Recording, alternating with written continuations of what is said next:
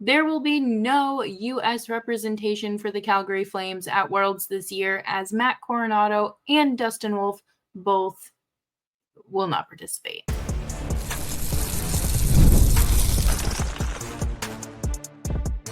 You're Locked On Flames, your daily podcast on the Calgary Flames. Part of the Locked On Podcast Network, your team every day. Hello, everybody, and welcome to today's episode of Locked On Flames. As always, I am your host, Jess Belmosto, and thank you so much for joining me. Today's episode is brought to you by Amazon Fire TV Stick 4K.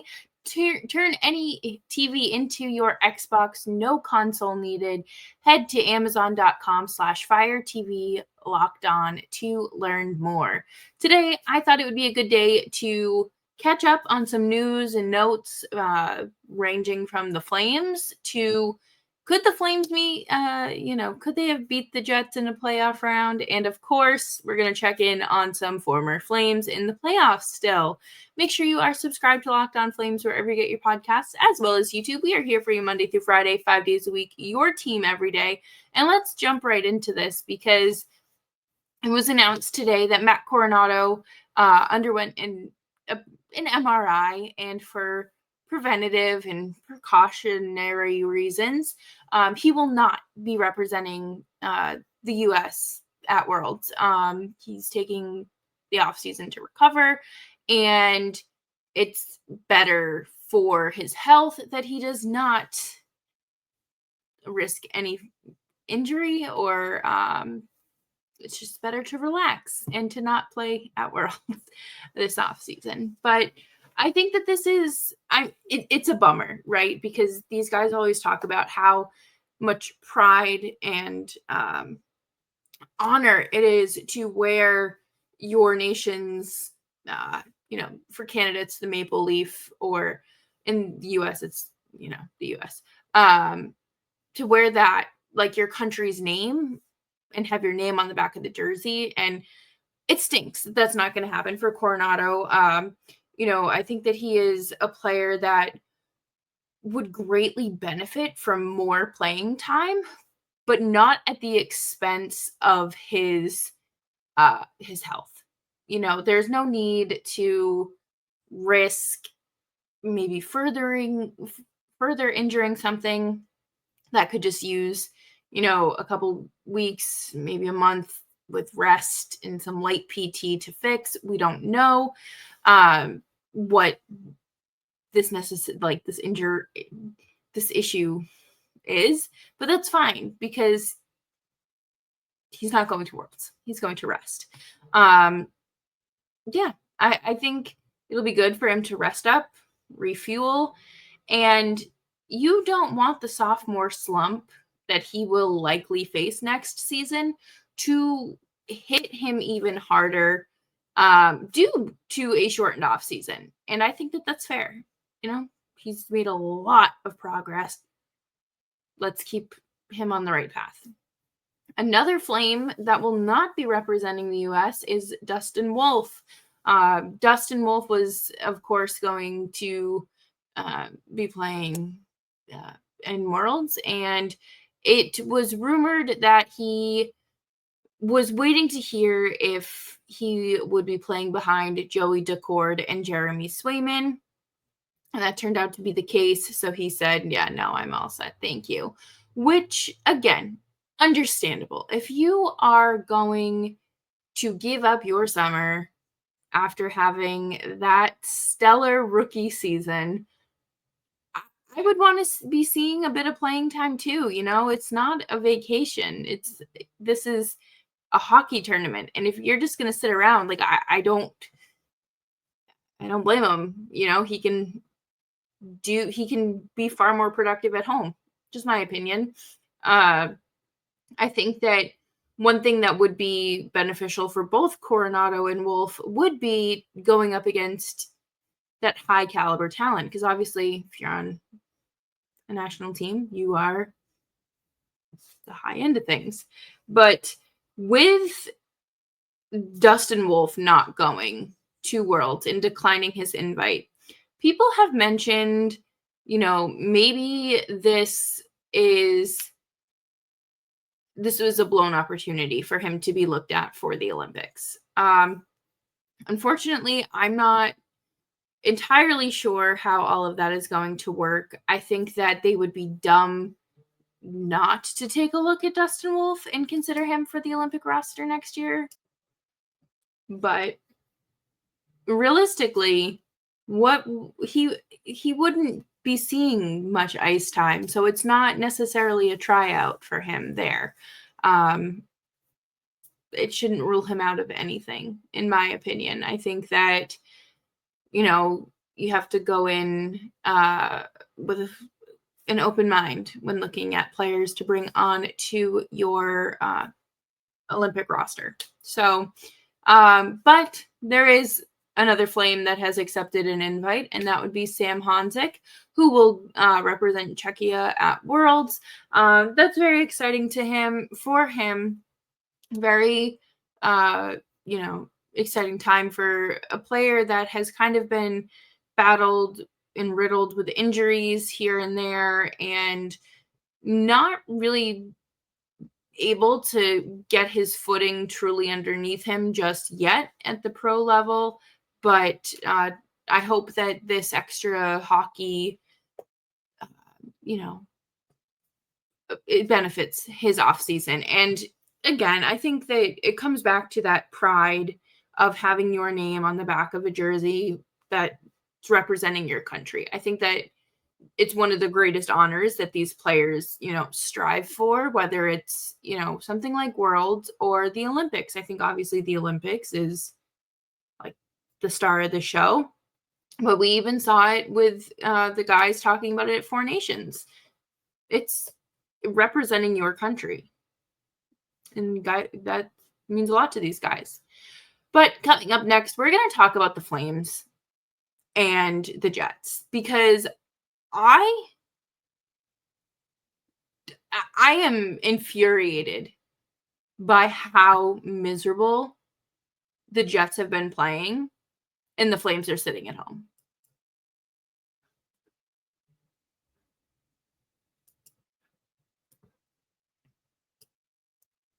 Have you ever checked your bank account and wondered, where did all my money go?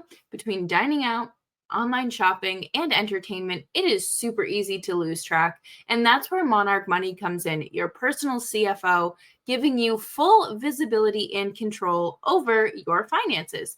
Monarch Money isn't just a budgeting app, it's a complete financial command center. You can track all of your accounts, investments, and spending in one place. So you stop just managing your money and start building wealth. I like that you can, again, it's a financial command center. You can have access to everything. You don't have to flip through 3 different apps, check this bank account, check that savings account, whatever the case may be. And managing money with your partner is smoother than ever. You can track shared and personal accounts, set goals, and stay on the same page without the stress. Take control of your finances with Monarch Money. Just use code LOCKEDONNHL at monarchmoney.com for 50% off of your first year. That's monarchmoney.com. Code LOCKEDONNHL for half off of your first year.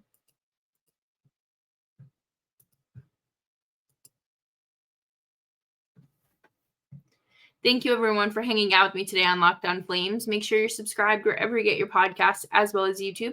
We are here for you Monday through Friday, 5 days a week, your team every day, and we need to talk.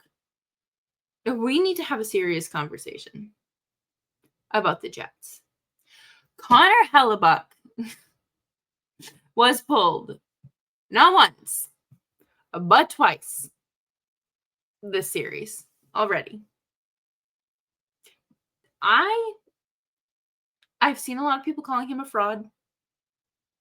I don't know. I feel like that's a stretch. That's disrespectful. But the fact that the Flames could have played this team and faced a goaltender like that, maybe they would have won a round. Maybe they would have. Maybe they wouldn't have. But regardless, Hellebuyck has looked horrendous.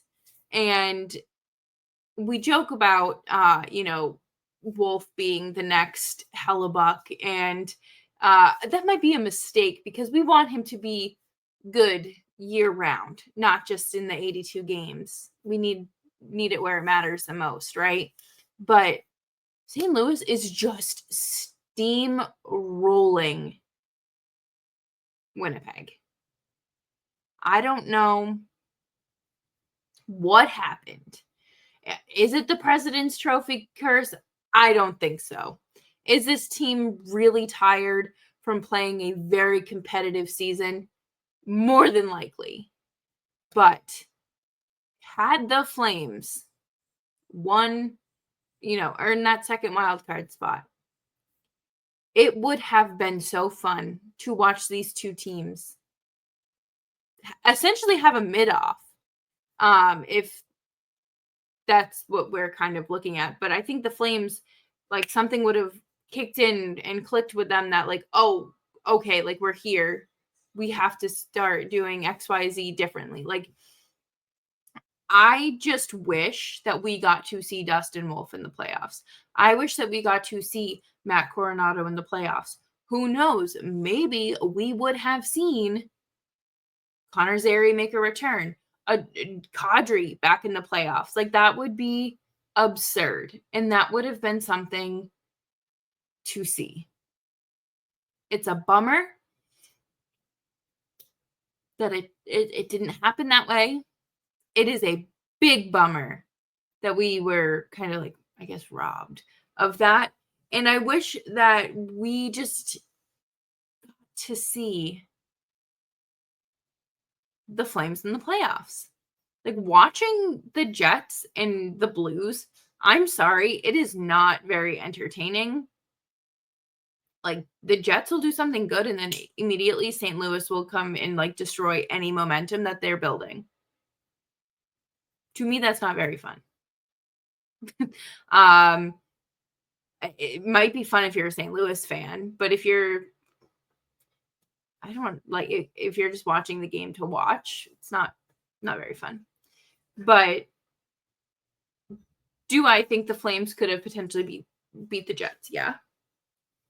If this was the Connor Hellebuyck you were getting, and you were getting, Kadri, who was playing his career best in goals, you were getting a ridiculous amount of success out of Huberdeau.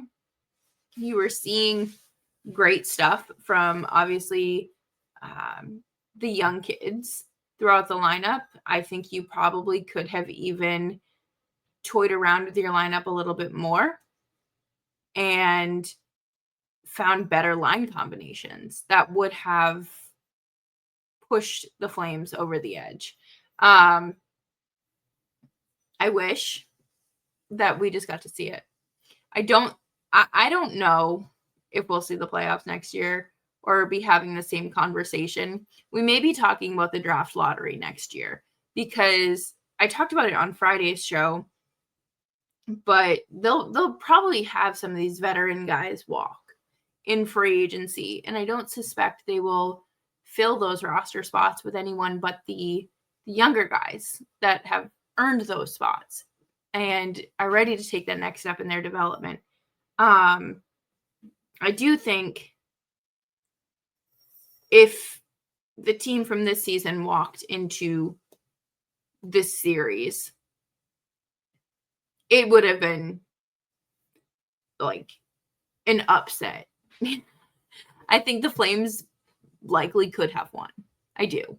I think that, with the way that the Jets defense is playing, with their lack of scoring, with Hellebuyck just being, like, not being able to stop a beach ball, I think that really doesn't go over well for them. But when you go in with the Flames, who, have a shutdown defenseman in Mackenzie Weegar, let's say Rasmus Anderson's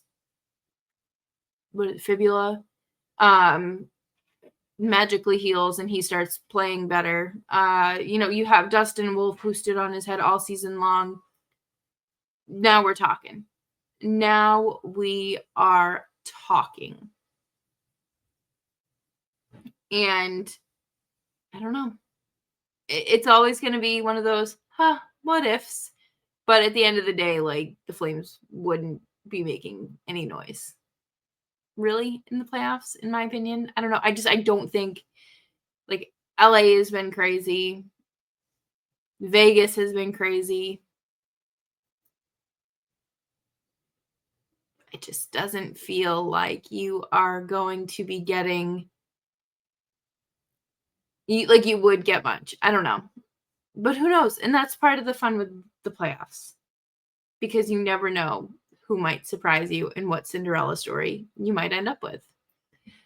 But coming up next, we are going to chat about the former Flames in the playoffs and just how Andrew Mangiapane's goal in the Bell Center turned that place into the silent library.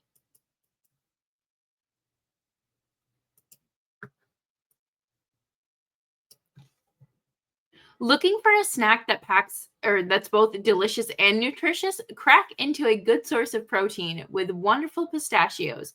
Wonderful Pistachios is one of the highest protein nuts. Each 1 ounce serving has 6 grams of protein, giving you over 10% of your daily value. Plus, they're packed with fiber and better for you unsaturated fats to help keep you feeling fuller longer. I am a ride or die fan of the no shells variety. I like keeping them on my desk at work in the back room so I can grab a few in between customers or in between my tasks for the perfect grab and go snack. Get snacking and get cracking with the snack that packs a protein punch. Visit wonderfulpistachios.com to learn more.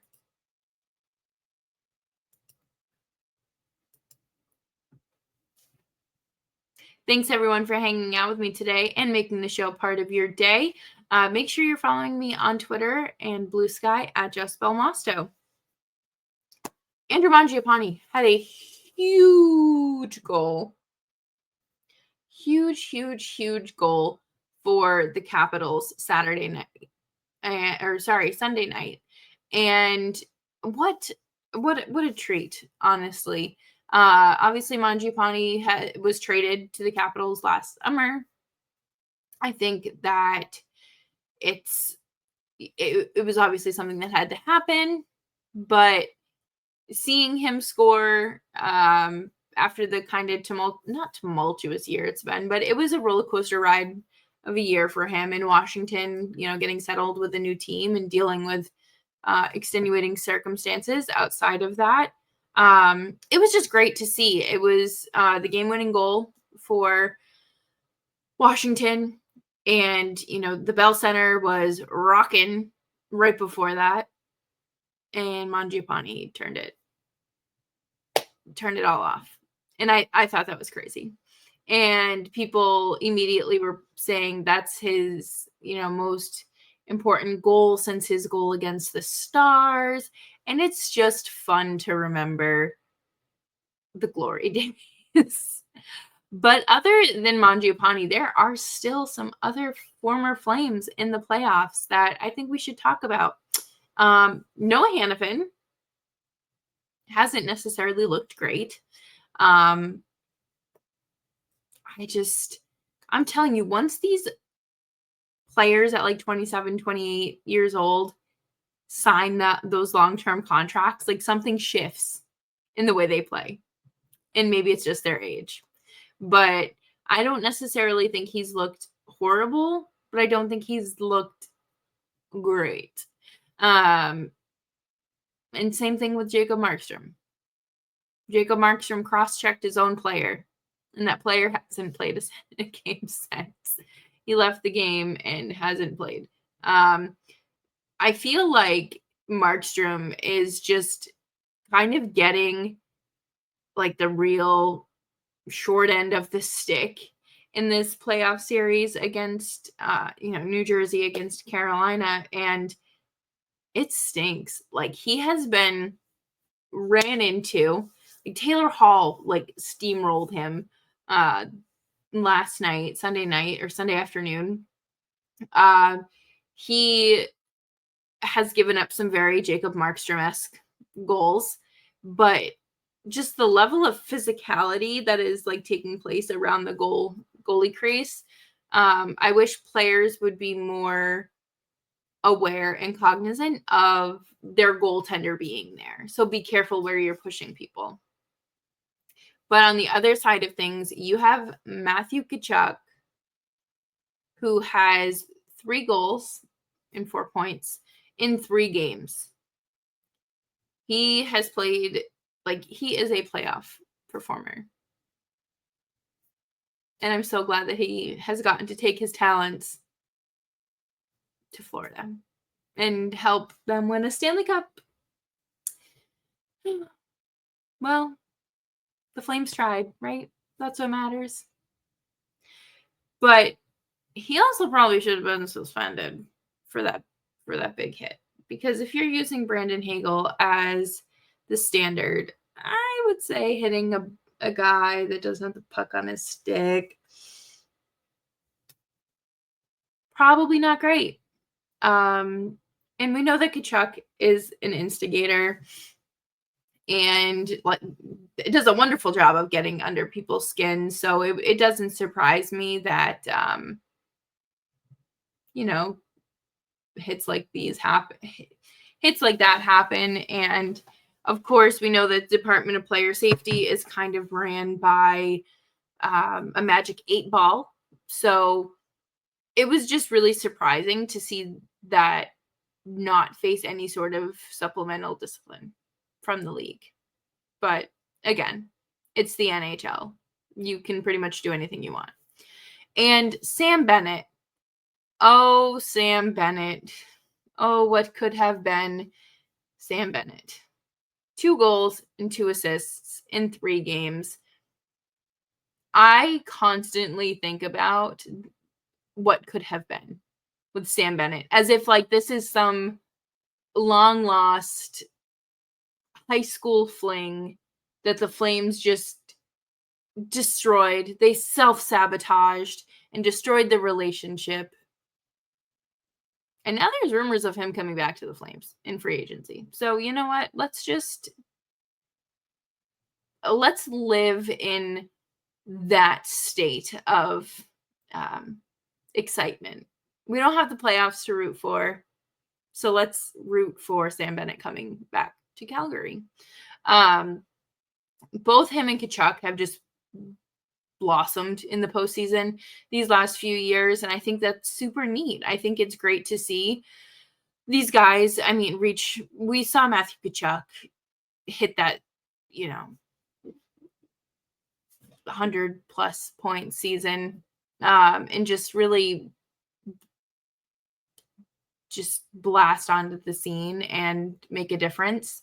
And then Sam Bennett, he obviously had like a difficult ending in Calgary because he requested a trade and then ended up scratched and not knowing he was scratched until like 10 minutes before the game. And it was just a weird, tumultuous relationship between Tree Living, Sutter, and Bennett. But I'm curious to see how the Flames approach free agency, especially with Sam Bennett. I'm curious if there is any bad blood, and maybe if Conroy has, just happened to call Sam Bennett and say, hey, congratulations, like you've done great this postseason. Give me a call on July 1st, if you know what I'm saying. But I am not rooting for any team in particular. This postseason, I've decided that I'm just rooting for players, individual players, because I will drive myself crazy if I have to sit here and pretend like I want the Washington Capitals to win anything. I quite frankly don't care. But it's fun to watch the playoffs and not be heartbroken by the results of a game. I do really like that. And I hope that you really liked today's episode of Locked On Flames, because you can Get it wherever you get your podcasts, as well as YouTube. I'll be back tomorrow with another show. Thank you for tuning in, and I hope you have a fantastic evening. Bye-bye.